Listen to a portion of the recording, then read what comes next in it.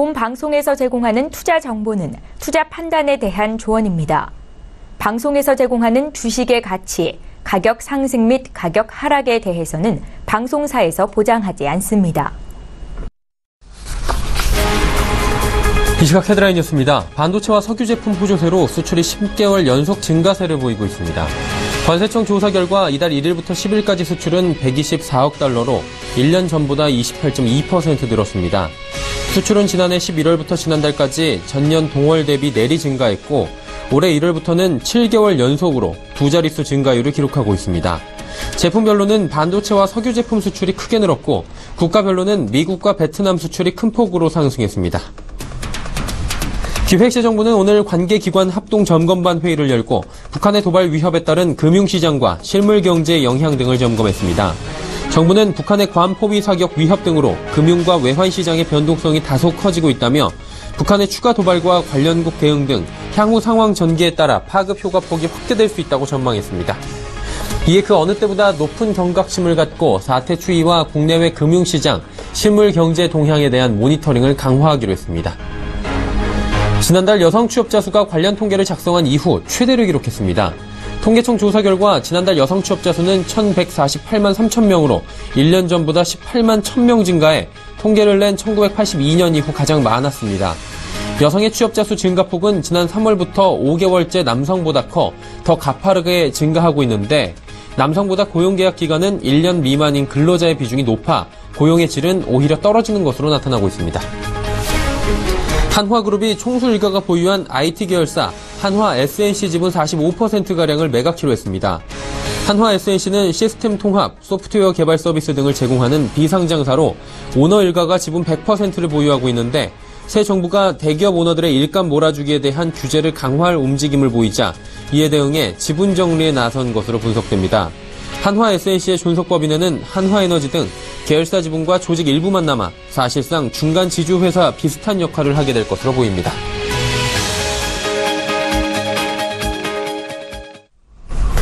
시청자 여러분 안녕하십니까. 오늘장 내일장 일부 문을 열도록 하겠습니다. 서정덕입니다. 오늘 금요일장인데 양시장 모두 분위기가 좋지 못합니다. 여전히 힘든데 코스피는 지금 2310선에서 움직이고요. 코스닥은 630선을 간신히 지지받고 있는 상황입니다. 낙폭이 2% 가까이 되는 큰 폭의 낙폭을 보이고 있습니다. 대북 리스크가 불거진 상황이 계속되고 있는 건데요. 연일 미국과 이 북한 간의 강대강 설전이 오가고 있는 상황입니다. 북한도 지지 않고 계속 강하게 나오고요. 트럼프 대통령은 더욱더 강한 조치를 이야기를 하고 있습니다. 이른바 말 전쟁이 지금 계속되고 있는 건데 전에 없던 단어들이 오가고 수위가 꽤 높기 때문에 대북 리스크는 더욱더 심화되는 것이 아니냐라는 진단들이 시장에서 나오고 있습니다. 하지만 지속적으로 저희 방송에서 이야기를 좀 드린 부분이기도 한데 좀 정리를 해보자면 이렇습니다. 이 지수의 하락이 오롯이 대북 리스크만으로 이루어진 것이겠느냐라는 부분이죠.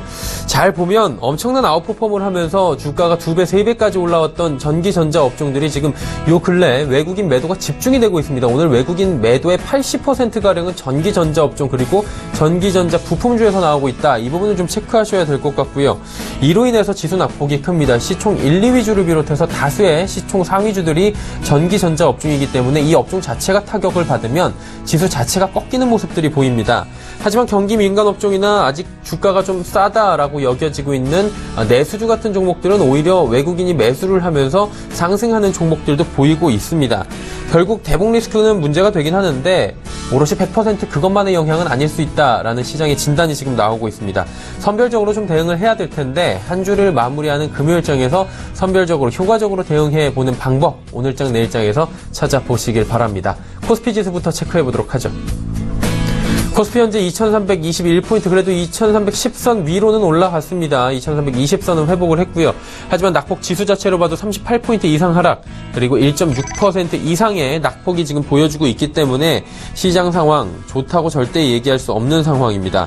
자 그렇다면 이 시각 일중 흐름들은 어땠는지 그래프를 통해 좀 정리를 해보도록 하죠. 어제와 크게 다르지 않습니다. 2333포인트 일단 갭 하락하면서 출발을 했고요. 장중에 2313포인트대까지 심하게 밀렸습니다. 2310선 지지받으면서 지금 조금씩 올라가고 있긴 한데 등락폭도 굉장히 커서 지금 2320선에서 위아래로 움직이는 모습들 확인하실 수가 있을 것 같고요. 수급 주체 좀 체크해 보도록 하겠습니다. 오늘 외국인의 매도 물량이 이번 주 들어 가장 강합니다. 4,547억 원이나 외국인이 매도하고 있고, 아까 말씀드렸다시피 80% 정도가 IT 관련주에서 지금 나오고 있기 때문에 이 관련 종목들이 지금 맥을 못 추고 있는 상황입니다. 하지만 개인과 기관은 사는데요. 개인도 소폭이나마 346억 원 매수하고 있고요. 기관이 3,870억 원 순 매수하는데, 이 가운데서 금융투자가 3,641억 원 저점 매수하고 있고요. 연기금도 403억 원 구원투수 역할을 해줍니다. 자, 시가총액 상위 종목들 체크해 볼 텐데, 다수의 종목이 파란불입니다. 지금 1위부터 5위 모두 파란불이고요. 삼성전자, SK하이닉스, IT 대장주인 이 두 종목이 지금 2.48%, 3.88%가 빠집니다. 이 두 낙폭만 해도 지금 코스피에서 1%가 넘는 낙폭이기 때문에 지금 IT 업종들 전체적으로 힘듭니다. 현대차도 오늘 파업 영향도 있고요. 지금 지수 자체가 꺾였기 때문에 14만 원 초반까지 다시 밀려 내려옵니다. 한국전력이 시총 5위로 올라오긴 했는데 여전히 낙폭이 있고요. 경기 방어주들도 오늘은 맥을 못 추는 상황 보실 수가 있습니다. 6위부터 10위도 체크해 보도록 하죠. 포스코 낙폭이 큽니다. 오늘 장 초반까지는 포스코 좀 올라가나 했는데 4%대에 지금 급락이 나오고요. 신한지주 4%대 급락입니다. 네이버, 삼성물산, 현대모비스 0.88%, 1%대 각각 하락이 나오고 1위부터 10위까지 모두 하락입니다. 다음 살펴보도록 하죠. LG화학과 삼성생명만이 지금 소폭 상승 흐름 가져가면서 빨간불 보여주고요. 오늘 금융주들도 어렵습니다. 3, 4%대의 큰 폭의 지금 조정이 나오고요. SK텔레콤, SK 역시 2%, 1%대의 하락이 나옵니다. 코스닥 시장 보도록 하죠. 코스닥 시장 630선 조금 전에 붕괴가 됐습니다. 629.77포인트고요. 코스닥 지수 역시 10포인트 이상이 빠져내려가면서 양시장 모두 지금 1.6%의 낙폭이 보여지고 있는 상황입니다. 자, 일중 흐름들 살펴보도록 하죠. 장 초반보다 꺾여 내려오는 모습 확인하실 수가 있고요. 장중에 626포인트까지 지금 무너져 있었습니다. 조금씩 올라오긴 하는데 그래도 630선도 지금 지켜내지 못하는 상황입니다. 코스닥 지수 역시 약합니다. 오늘 수급 주체 확인해 보도록 하죠. 외국인이 오늘 팝니다. 어제까지만 해도 코스닥 시장에서 그래도 선별적으로 매수에 나서던 외국인이 오늘 66억 원이나 팔고요. 기관 291억 원 좀 많이 삽니다. 개인은 181억 원 팔고 있고요. 금융투자, 투신, 연기금 모두 다 지금 사고 있긴 한데 코스닥 시장이 낙폭 막진 못합니다. 시가총액 상위 종목들 살펴보도록 하죠. 코스닥 시가총액 상위 종목들 셀트리온 헬스케어, 메디톡스, CJENM, 슈젤 모두 하락하고요. 특히나 CJENM, 오늘 CJ 관련주들이 많이 힘듭니다. 군함도에 대한 그리고 여러 가지 실적 얘기들이 나오는데 엔터주들 그리고 오늘 굉장히 크게 밀리는 날이기도 합니다. CJ, CGV 오늘 실적 나오면서 8% 넘게 밀리고요. NHN 엔터 같은 경우도 지금 15% 정도 밀려 내려오고 있는 상황입니다. 자, 6위부터 10위도 살펴보도록 하죠. 코미팜, 로엔, SK머티리얼즈, 바이로메드, 신라젠 모두 하락하고요. 신라젠이 3% 넘게 밀립니다. 11위부터 15위까지 살펴보도록 하겠습니다. 1위부터 10위까지 모두 파란불이었는데 그나마 11위로 오니까 지금 홈쇼핑 관련주들이 조금은 선방을 해줍니다. GS 홈쇼핑, CJ 홈쇼핑이 선방을 해주고 있고요. 하지만 파라다이스, 포스코, 캠텍 모두 하락 흐름 가져갑니다. 원달러 환율 살펴보도록 할 텐데 원달러 환율 3거래일째 지금 급등 나옵니다. 1146원 60전대 거래가 되면서 어느새 1140원 중반대까지 넘어서고 있는 상황입니다. 국내 양 증시 흐름 여기까지 살펴보도록 하겠습니다.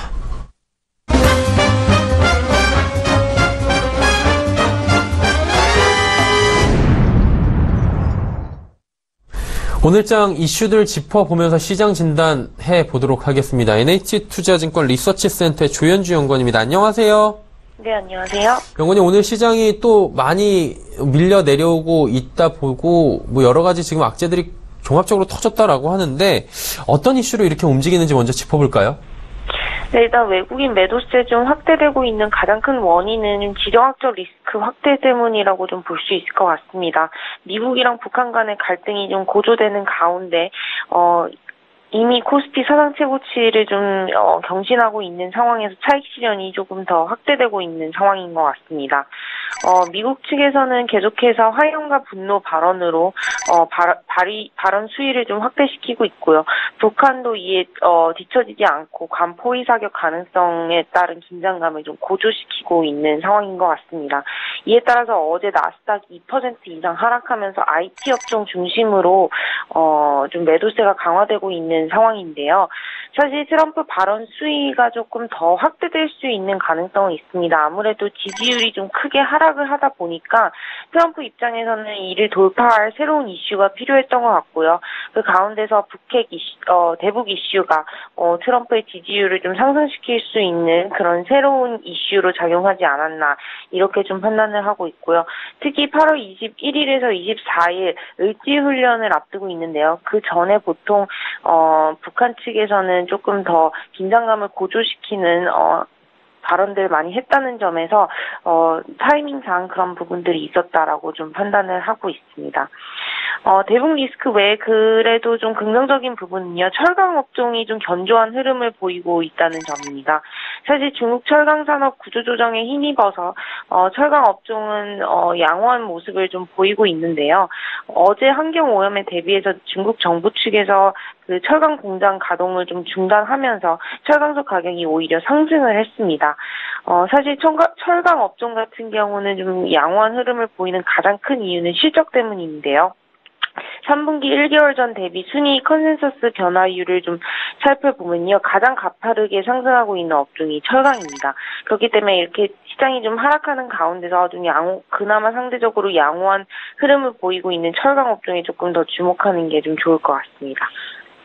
네, 철강업종 이야기 해주셨는데 어쨌든 이슈 여러 가지가 있는 것 같고요. 대북 리스크가 지금 가장 강하게 좀 우리 시장을 누르고 있는 것 같습니다. 어떻게 장기적으로 볼 때 영향이 계속 될 것인지 이 이슈들이 그 부분 궁금하고요. 이 부분과 맞춰서 향후 전략들 가져가 봐야 될 텐데 어떤 전략이 필요할까요? 네, 일단 장기적으로 봤을 때는 대북 리스크가 지속될 것 같지는 않습니다. 하지만 다음 주 시장으로만 봤을 때는 이 대북 리스크가 결국에는 잠재적 꼬리 위험으로 계속해서 작용할 수 있을 것 같고요. 통상 대북 리스크는 당일이나 그 다음 날 정도로만 영향을 끼쳤고 그 다음에는 다시 반등하는 모습을 보이는 학습 효과가 존재하는데요.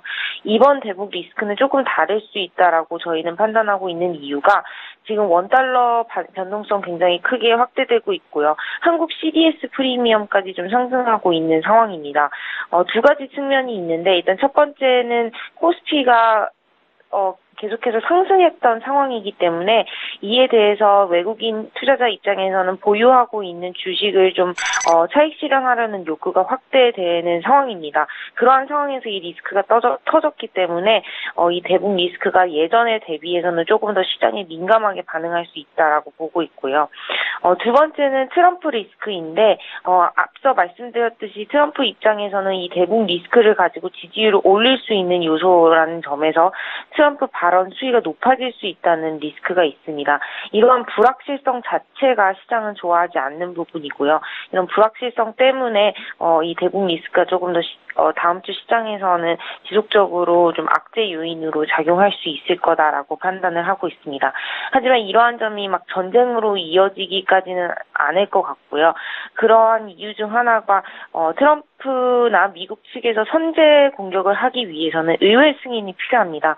근데 이 의회에서 좀 승인을 할 가능성이 좀 적고요. 현재 마이크 펜스라든가 상원 대표 미치 맥코넬 상원 의원도 전쟁에 대해서는 좀 반대하고 있는 입장이기 때문에 선제적으로 좀 공격할 가능성은 좀 적다라고 보고 있고 또 장기적으로 이게 계속 지속되지는 않을 거다라고 보는 이유가요.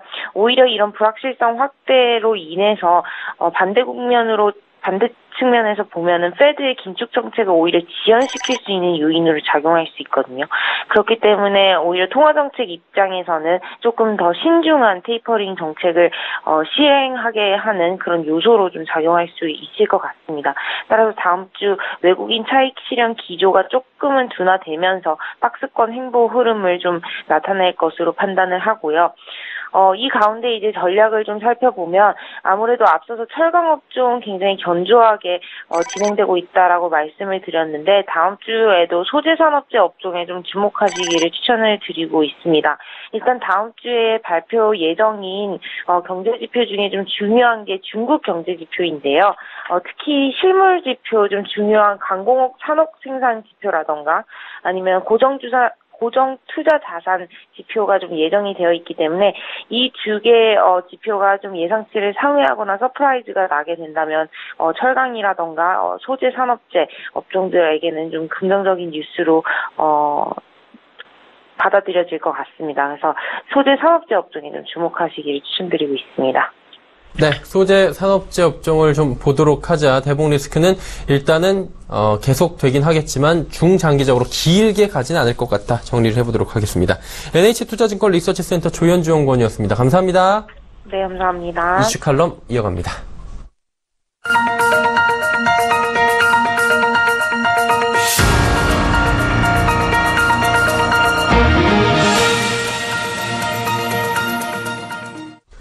마켓 리더들과 함께하는 시간 이슈 칼럼 시간입니다. 오늘은 미중산업경제연구소 조용찬 소장과 함께합니다. 소장님 안녕하세요.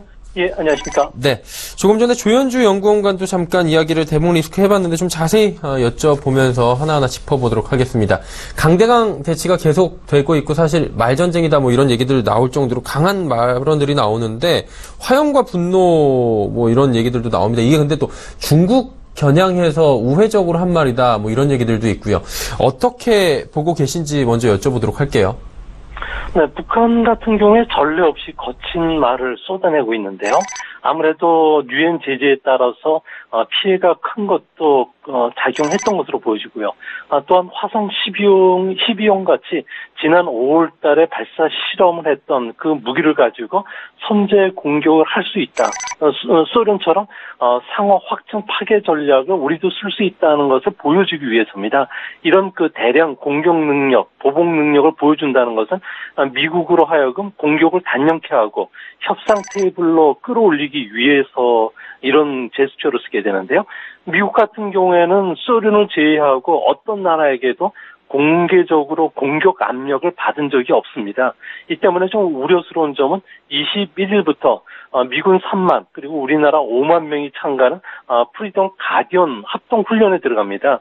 여기에서 북한 핵시설이라든지 군사시설에 대한 공격 그리고 참수작전, 해상훈련 등을 하게 될 것으로 보여지는데요. 이렇게 되면 북한 같은 경우에도 그 위성 발사할 수 있는 대형 그 위성체를 탑재한 미사일을 발사할 가능성이 있고요. 또한 이거 외에도 또 북극성과 같은 고체 연료를 시험할 가능성이 있기 때문에 미국이 설정한 레드존을 넘어갈 경우에는 아무래도 8월달, 9월달 이때는 우리나라 증시뿐만 아니라 환율, 식물 경제에도 적지 않은 영향을 끼치지 않을까 보입니다. 사실 대북 리스크가 이번만 불거진 건 아니었는데 이번 같은 경우에는 좀 강하게 시장이 반응을 한다라는 평가들이 있더라고요. 안전자산 선호 현상이 지금 강해지고 있고 우리나라 증시뿐만이 아니라 다우도 지금 조정이 나오고 있다 이런 얘기들이 있는데 기존의 대북 리스크와는 좀 다른 방향으로 보는 게 그게 맞습니까? 네, 지금 그 미국 증시 격언을 보면 5월에 주식을 팔고 9월에 사라는 말이 있는데요. 유독이 올해 같은 경우에는 연초 이후에 그 8월 현재까지 다우지수는 11%, 나스닥은 18% 정도 상승을 했습니다. 언제 주가 조정이 주더라도 한 5% 전후 조정은 항상 줄 수 있는 상황이었는데요. 또 여기에 기업 실적이 마무리되는 시즌이고요. 또 8월 24일 날은 또 각국 중앙은행이 총 참석하는 잭슨홀 그 회합이 있기 때문에 여기서 금융 긴축을 시사할 가능성이 크다는 점에서는 그렇지 않아도 울고 싶었는데 뺨을 때린 격이 아니겠는가 이렇게 보여집니다. 북핵이라든지 미사일 문제로 미중 간의 충돌 시나리오가 나온다면은 아무래도 저 불안한 심리가 금이나 엔, 비트코인 같은 안전자산으로 자금을 이동시킬 수밖에 없고요. 이 때문에 우리나라의 CDS 프리미엄이 4월 초 이후에 가장 높은 수준까지 올라가면서 외국인들의 매도 압력을 부추긴 것으로 보여집니다. 특히 시카고 옵션 거래소의 그 공포 지수 같은 경우에는 전날보다도 4.93포인트 올랐는데요. 그 증가율 수항으로 보면 무려 44%나 상승했습니다. 이 때문에 미국 대통령 선거 투개표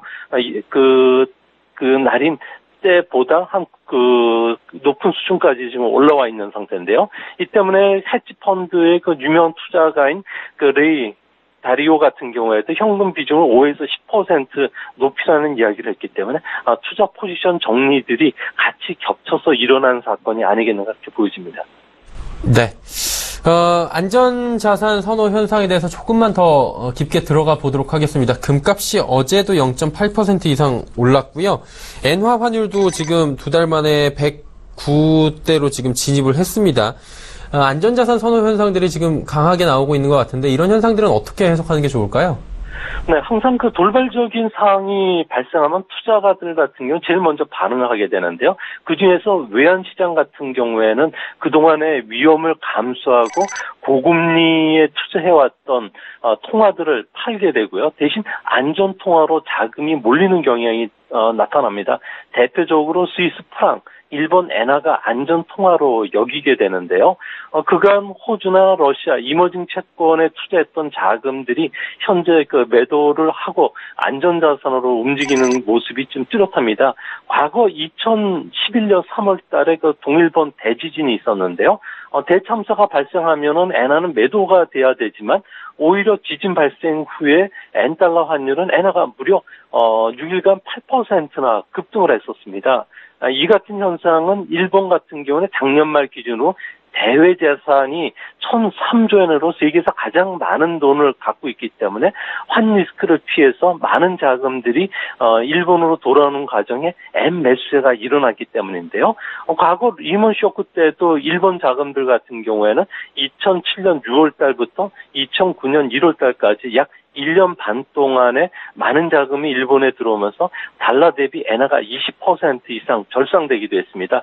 최근 흐름을 보면은 일본은 아베노믹스가 진행되어 오면서 4년간 70조 엔 정도가 엔 매도 포지션을 쌓아왔기 때문에 북한의 지정학적 리스크가 좀 더 길어진다면은 엔고는 그 상당 기간 계속될 가능성이 높고요. 이렇게 되면 우리나라 수출주들은 상대적으로 주가가 조정을 보였을 때 싼 매력 그리고 또 실적 호전에 대한 매력도 갖지 않을까 보여집니다. 네, 안전자산 좀 여쭤봤는데 우리나라 환율도 한번 여쭤보도록 하겠습니다. 원달러 환율이 지금 사흘 연속 상승하고 있고요. 현재도 1147원 80전까지 올라가고 있습니다. 가파르게 1150원대를 향해서 가고 있는데 그러다 보니까 외국인 매도가 더 나오는데 일조하는 것이 아니냐. 오늘 외국인 매도 물량이 엄청나거든요. 이 부분은 어떻게 보십니까? 네, 그 보통 그 경우에 보면은 상승 랠리에 그 익숙했던 투자가들의 심리가 냉정하게 돌아서려면 한 달 정도 주가라든지 외환 시장에 조정을 줄 만한 충격이 와야 되는데요. 외국인 투자가들 같은 경우는 우리나라에 투자할 때 항상 3단계 시나리오를 갖고 투자를 한다고 합니다.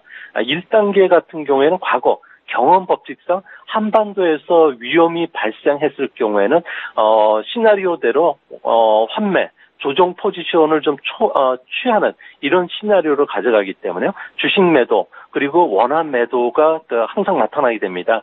2단계는 북한 위험이 장기화될 경우인데요. 국제 투자가들 특히 연기금과 투신 같은 장기 자금들이 그동안에 쌓아왔던 포지션을 대강기를 나서는 상황입니다. 지금 1단계에서 2단계로 넘어가는 과정으로 지금 보여지고 있기 때문에 장기 투자가들 조차도 한국 시장에 조금씩 매도 압력에 나서고 있는 모습이고요.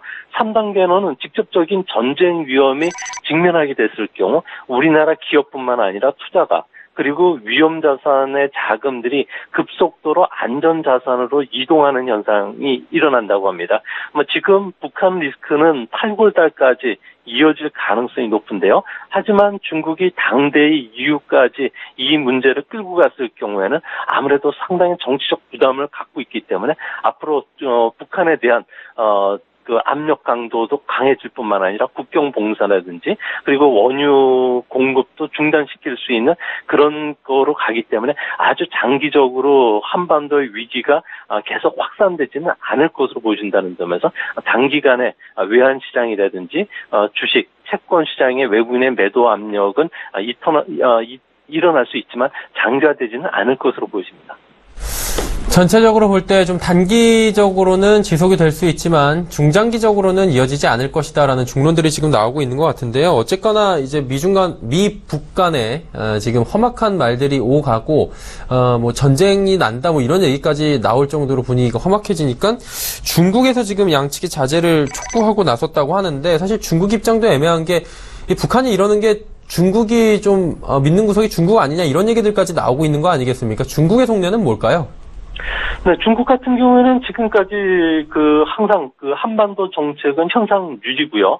대화를 통한 국면 타개를 지금까지 계속 주장을 해왔기 때문에 현재 양측의 자제를 촉구하는 이런 훈수는 계속 둘 것으로 보여집니다. 중국 같은 경우에는 사드 배치라든지 북한 압박을 대중국 포위 전략의 일환으로 보고 있기 때문에 그런데요. 앞으로 중국 같은 경우에는 한반도의 유사시를 대비해서 현재는 서해에서 군함 수십 척을 동원 실탄 사격뿐만 아니라 합동 공격 훈련도 하고 있는데요. 앞으로 8, 9월 달에는 또 러시아하고 이런 합동 훈련을 계속하지 않을까 보여집니다. 아무래도 중국 입장에서는 가을철 당대를 앞두고 권력 투쟁기에 들어갔던 만큼 내부 논란을 가져올 정도의 불필요한 정책 변경을 할 수가 없습니다. 이 때문에 사드 배치는 무조건 안 된다는 원칙은 고수할 것으로 보여지고요. 또 북한의 도발도 좀 막을 가능성이 있지 않을까 보여집니다. 그런 측면에서 봤을 경우에 내년 3월 중순에 열리는 전인대 때까지는 앞으로 우리나라에 대한 사드에 대한 통상 압력도 강해질 뿐만 아니라 중국에 대한 말로 경고 수위도 점점 높아지지 않을까 보여집니다. 일단은 사드 배치에 대한 문제가 중국에서는 계속 거부를 하고 있는 상황인데 우리나라 같은 경우에 지금 사드 배치를 하기로 했고요. 지금 북한이 이렇게 나오는 상황이기 때문에 더욱더 명분은 생긴 것입니다. 그러다 보니 하지 말라는 중국 그리고 우리는 해야 될 수밖에 없는 상황이다라고 명분을 앞세우고 있고요. 결국에 사드 배치로 인한 국내 기업들 여러 가지 보복들이 계속될 것으로 보이는데 이게 지속적으로 꾸준히 계속 가겠습니까? 네, 사드와 관련된 중국의 정책은 단기간에 변하지는 않을 것으로 보이고요. 내년 3월 달까지는 계속 진행이 된다는 측면에서 우리한테는 상당히 악재가 되지 않을까 보여집니다. 중국 입장에서 보면은 미국의 대중국 포위 전략의 일환이고요. 또 남중국해뿐만 아니라 동북아에서도 미국과 두 개의 전선을 마주한다면 중국 입장에는 상당히 부담스러울 수밖에 없기 때문에 우리나라로 하여금 사드 철회를 요구시키는 압력은 계속 강화시킬 것으로 보여지는데요. 이 때문에 중국은 앞으로도 WTO 제소 범위에서 벗어난 비관세 장벽을 지금보다 더 교묘하고 치밀하게 닫을 가능성이 있고요. 가장 우려스러운 점은 한국산 중간재죠. 부품이나 소재에 대한 중국 내 수입선 대체 작업에 지금 들어갔다는 겁니다. 이뿐만 아니라 중국산 제품의 경쟁력 제고뿐만 아니라 원부자재 자체 조달 계획까지도 추진하고 있기 때문에 단기적으로는 반도체 가격 상승 또 수요 증가 때문에 우리나라의 대중국과 관련된 수입시장 점유율 1위는 지켜주겠지만 장기적인 측면에서는 빨리 우리나라의 대중국 정책을 바꾸지 않으면 상당히 어려운 도전에 직면하게 될 것으로 보여집니다. 일단은 사드 보복과 관련된 문제가 이제 중장기적으로 흘러갈 경우에는 국내 경제에도 심각한 타격이 올 수 있기 때문에 이런 체질적 개선도 필요할 것이다라고 지적을 해주신 것 같아요. 그리고 지금 중국 보니까 전현직 지도자들의 연례 비밀 회의로 불리는 베이다허 회의가 열리고 있다고 하는데 세계가 주목을 하고 있다라는 얘기들이 있더라고요. 어떤 이유에서 그렇게 주목을 하는지 좀 상세히 들어볼까요? 네, 아무래도 차기 지도자로 유망했던 충칭시 전 서기였죠. 순정차이가 낙마를 했는데요. 이 때문에 앞으로 누가 차기 지도자가 될지가 가장 궁금한 상황입니다. 가장 우선순위로 지금 등장하는 사람이 후추나 리잔수와 같은 혁명 6세대, 50대들이 전면에 등장할 가능성이 높고요. 또 한 가지 중요한 점은 작년 베이다허회에서 장로들이 거부했던 상무위원 7명을 5명으로 줄일 가능성이 높습니다. 이렇게 됐을 경우에 시진핑의 1인 지배 체제가 더 공고하게 되게 되는데요. 이뿐만 아니라 1982년도였죠. 당 중앙 정치국 주석 자리가 35년 만에 부활이 됩니다. 이렇게 되면은 시진핑 씨 같은 경우에는 임기가 앞으로 10년이 더 남게 될 가능성이 높고요. 또 한 가지는 왕치산 씨가 당 인사 규약에 규정되어 있는 치상 빠사 그 정책을 허물고 69세지만 재임이 될 가능성이 높습니다. 이렇게 됐을 경우에는 리커창을 밀어내고 총리가 유력하게 될 가능성이 있고요. 리커창 같은 경우에는 권위는 있지만 실질적인 권한이 없는 국회의장격인 전인대 상무위원장으로 밀려날 가능성이 있기 때문에 중국 정치 지형이 요동칠 가능성이 클 것으로 보여집니다. 네. 시진핑 집권 2기가 이제 시작이 된다라고 하고요. 가을청 당대회 앞두고 있는데 어떤 회의고 앞으로 시 주석 같은 경우에는 더욱더 공고히 하기 위해서 여러 가지 방편들을 하고 있을 텐데 행보들 어떨지 이 부분 한번 마지막으로 여쭤보도록 하죠.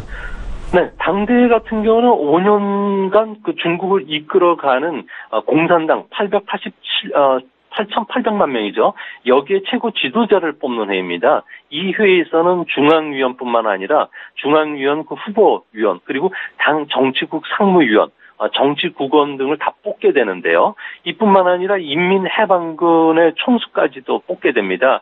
상당히 인사가 그 혁신적으로 전개될 가능성이 있고요. 또한 시진핑 2기 내각과 관련된 사상과 관련된 당원이나 당규도 여기서 채택이 되는데요. 중화민족의 위대한 부흥 철학을 내세울 것으로 보여지기 때문에 중국의 꿈 1대1로 사업 같은 경우가 앞으로 당원이나 당규에 포함되면서 탄력을 받을 가능성이 높습니다. 이렇게 되면 중국 같은 경우는 2021년이 되면 공산당 100주년을 되는데요. 소강사회, 그러니까 얼마간의 여유 있는 사회를 실현시키기 위해서 강한 그 집권 기반을 갖는과 동시에 개혁 작업도 속도를 낼 가능성이 높습니다. 이렇게 되면 중국 같은 경우에도 앞으로 그 개인들의 소득 증가를 위해서 가처분 소득을 올리는 임금 인상 작업도 빨라지게 되고요. 해외 여행 수요도 늘어나기 때문에 중국과 관련된 소비재, 여행 관련주들 같은 경우에도 호재가 되지 않을까 보여집니다. 네, 오늘 말씀 잘 들었습니다. 예, 감사합니다. 미중산업경제연구소 조용찬 소장과 함께했습니다.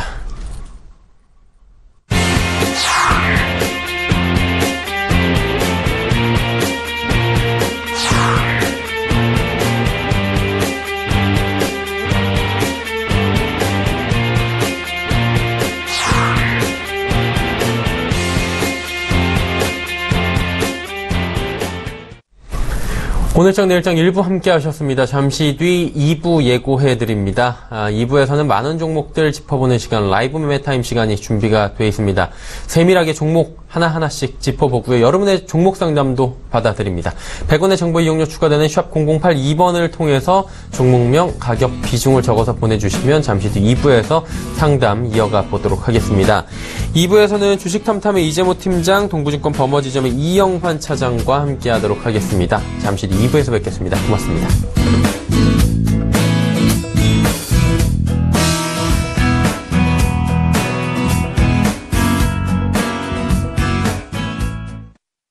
본 방송에서 제공하는 투자 정보는 투자 판단에 대한 조언입니다. 방송에서 제공하는 주식의 가치, 가격 상승 및 가격 하락에 대해서는 방송사에서 보장하지 않습니다.